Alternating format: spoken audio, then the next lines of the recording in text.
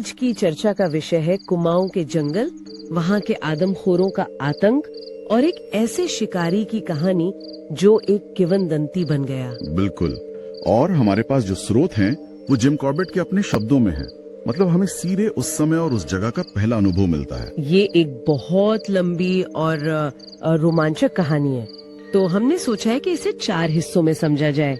आज इसका पहला भाग है। हाँ, तो शुरू करते हैं। कहानी की शुरुआत होती है चौगल के आदमखोर बागों से। हमारे सामने एक नक्शा है जिस पर 15 दिसंबर 1925 से लेकर 21 मार्च 1930 तक के हर हमले को एक क्रॉस से दिखाया गया है। और ये सिर्फ निशान नहीं है, हर क्रॉस एक जिंदगी की कहानी है जो छीन ली गई। इन निशानों को देखकर पहली चीज जो समझ आती है वो है इस आतंक का पैमाना। मतलब ये इलाका कितना बड़ा रहा होगा। आप अंदाजा लगाइए, नक्शे पर एक क्रॉस से दूसरे के बीच की सबसे ज्यादा दूरी उत्तर से दक्षिण तक 50 मील थी। 50 मील।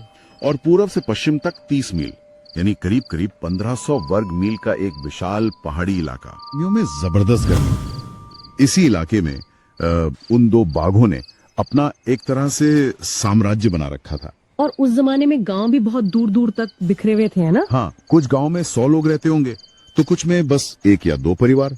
और सड़कें तो थी नहीं, सिर्फ पगडंडियां थी जिन पर लोग ज्यादातर नंगे पांव ही चलते थे। तो ऐसे में अगर कोई हमला हो जाए तो खबर कैसे पहुंचती होगी? यही तो सबसे दिलचस्प बात है। संचार का तरीका, मतलब खबर पहुंचाने का तरीका बहुत ही अनोखा था। कैसा? देखिए, जंगल के रास्ते जाना तो मौत को दावत देना था। तो लोगों ने एक जुगाड़ निकाला था, चिल्लाकर संदेश देना। चिल्लाकर? इतनी दूर तक आवाज कैसे जाती होगी? एक गांव का आदमी किसी सबसे ऊंची जगह पर चढ़ जाता था, जैसे कोई चट्टान या घर की छत, और वहाँ से जोर से आवाज लगाता था, कू कू। हाँ, और वो तब तक आवाज लगाता रहता जब तक दूसरे गांव से वैसी ही आवाज का जवाब ना आए। अच्छा। जवाब आने का मतलब होता था कि वो सुनने के लिए तैयार है। फिर चिल्ला चिल्ला कर पूरा का पूरा संदेश दिया जाता था। इस तरह खबर एक कान से दूसरे कान, एक गांव से दूसरे गांव तक पहुंच जाती थी। कमाल है, ये तो एक तरह का ह्यूमन टेलीग्राफ सिस्टम हो गया। तो इस आतंक को खत्म करने के लिए जिम कॉर्बेट की एंट्री कैसे होती है? फरवरी 1927 में एक डिस्ट्रिक्ट कॉन्फ्रेंस हुई थी। उस समय कुमाऊं में 3 आदमखोर सक्रिय थे, लेकिन सबसे ज्यादा जाने यही चौगल के बाग ले रहे थे। और वहीं कॉर्बेट से वादा लिया गया। हाँ, कि वो इस समस्या को खत्म करेंगे। और कॉर्बेट ने भी इन्हीं बागों को अपनी पहली प्राथमिकता बनाया। तो कॉर्बेट ने अपनी तैयारी कैसे शुरू की? उनके पास तो बस वो नक्शा ही था जिस पर क्रॉस लगे हुए थे।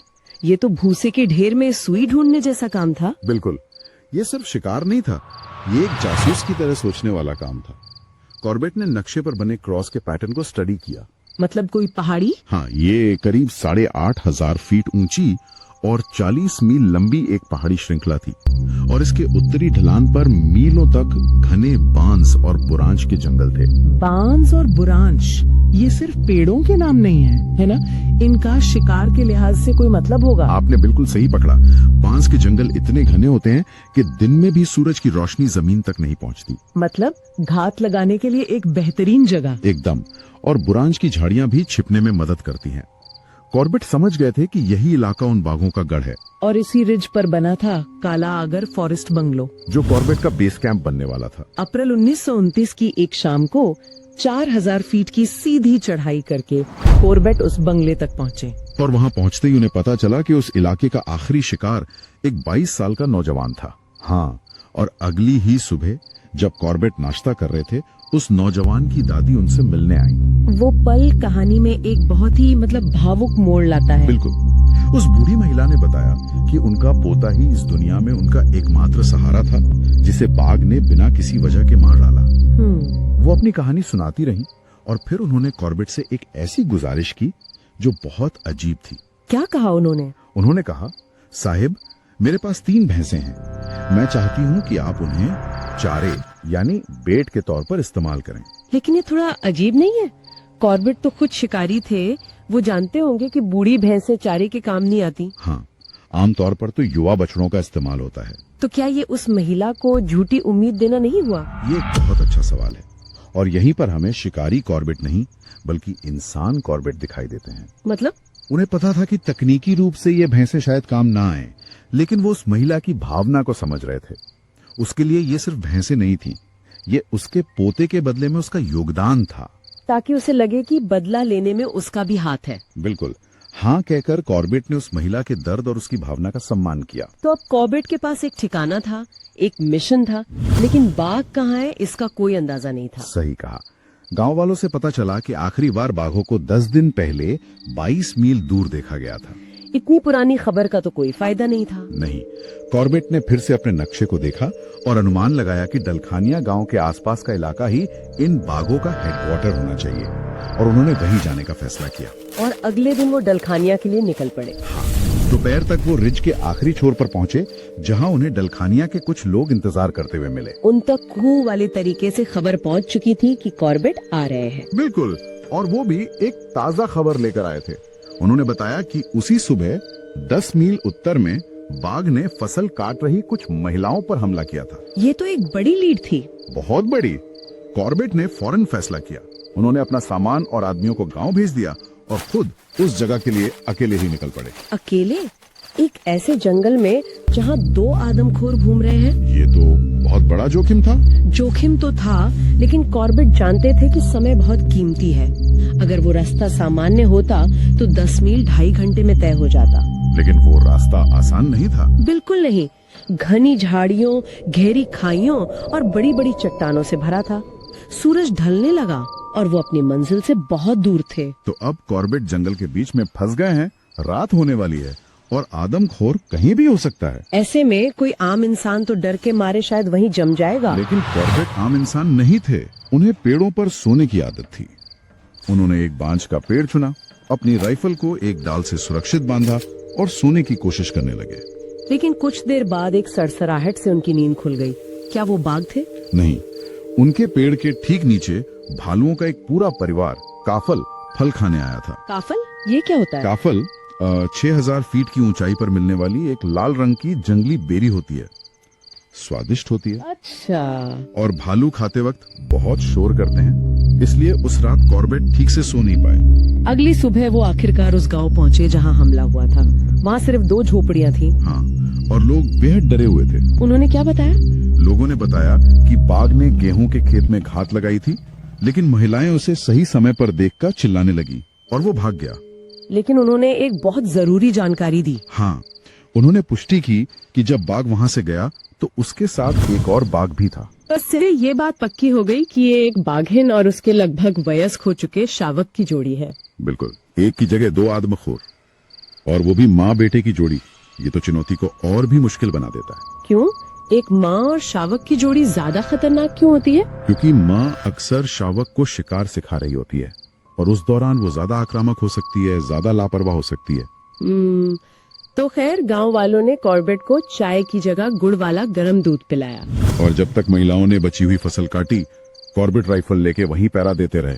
उसके बाद वो उसी दिशा में निकल पड़े जिधर बाघों के जाने की खबर थी। और यहीं से असली शिकार शुरू होता है। और स्रोत में शिकार की तकनीक पर बहुत जोर दिया गया है। ये सिर्फ बंदूक चलाने का खेल नहीं है। इसे तो आत्महत्या करने जैसा बताया गया है। जंगल में पैदल चलकर आदमखोर को ढूंढना मन पर काम करता है। हवा आपकी गंध को आपके शिकार तक या आपके दुश्मन तक ले जाती है। इसका मतलब बाघ हमेशा हवा की उल्टी दिशा से हमला करता है ताकि शिकार उसे सूंघ ना सके। एकदम सही। इसलिए शिकारी को हर पल, हर सेकंड हवा की दिशा का ध्यान रखना पड़ता है।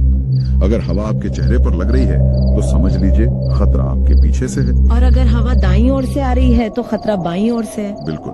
कॉर्बेट की महानता इसी में थी कि वो इसे सिर्फ जानते नहीं थे, बल्कि जंगल में हर पल, हर कदम पर इसे महसूस कर सकते थे। ये एक तरह का छठा सेंस बन जाता है। और वो जंगल की कहावत भी है कि जब आपकी नजर किसी एक जानवर पर पड़ती है, उससे पहले हजारों आंखें आपको देख चुकी होती हैं। सही कहा। कॉर्बेट उसी माहौल में आगे बढ़ रहे थे। शाम तक वो एक पहाड़ की चोटी पर पहुंचे, लेकिन बाघ का कोई निशान नहीं मिला। एक और रात पेड़ पर गुजरी। हाँ, रात में जंगल से बाघ की दहाड़ सुनाई दी, जिसके जवाब में पास के गांव वालों ने डर कर 2 बंदूकें चलाई और शोर मचाना शुरू कर दिया। अगली दोपहर जब वो डलकनिया की तरफ लौट रहे थे, उन्हें दूर से फिर वही कू की आवाज सुनाई दी। एक आदमी चट्टान पे चढ़कर चिल्ला रहा था। उसने बताया कि दोपहर में उसके मवेशियों में भगदड़ मची थी और उसकी एक सफेद गाय गायब है। उसे शक था कि रात को दहाड़ने वाले बाघों ने ही उसे मार दिया है। और कॉर्बेट के लिए ये पहला ठोस मौका था। वो फौरन उस दिशा में चल पड़े। उन्हें भगदड़ के निशान मिले और जल्द ही वो जगह भी मिल गई जहाँ गाय को मारा गया था। हाँ, बाघ उसे घसीटकर पास की एक गहरी खाई मतलब रवीन मिले गए थे।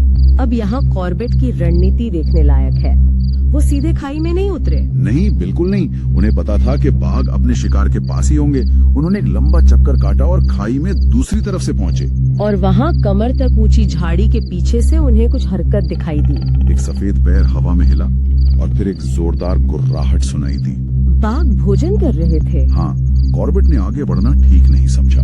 अगर वो आगे जाते और बाघ उन्हें देख लेते तो वो एक को गोली मार भी देते तो दूसरा उन पर हमला कर देता। तो उन्होंने क्या किया? वो तो खुले में थे। लगभग 20 गज की दूरी पर एक 10-12 फुट ऊंची चट्टान थी। उन्होंने तय किया कि अगर वो उस पर चढ़ जाएं तो सुरक्षित रूप से निशाना लगा सकते हैं। और वो घुटनों के बल झाड़ी की आड़ में धीरे धीरे उस चट्टान तक पहुँचे। राइफल चेक की और ऊपर चढ़ गए। और नीचे का नजारा कैसा था? नीचे 2 बाघ थे। एक गाय को खा रहा था, दूसरा पास में बैठकर अपने पंजे चाट रहा था। तो कॉर्बेट ने किसे निशाना बनाया? जो पंजे चाट रहा था उसका रंग दूसरे से हल्का था, जो अक्सर बूढ़े जानवर की निशानी होती है। कॉर्बेट ने अंदाजा लगाया कि यही माँ है। उन्होंने उसे ही निशाना बनाया और गोली चला दी। गोली लगते ही बाघ उछलकर पीछे गिरा। दूसरा बाघ पलक झपकते ही खाई में कूदकर नजरों से ओझाल हो गया। तो ये तो जीत का पल होना चाहिए था, लेकिन कॉर्बेट को निराशा हुई। ऐसा क्यों? जब कॉर्बेट नीचे उतरे और जानवर को करीब से देखा तो उन्हें एहसास हुआ कि उन्होंने गलती कर दी। क्या गलती?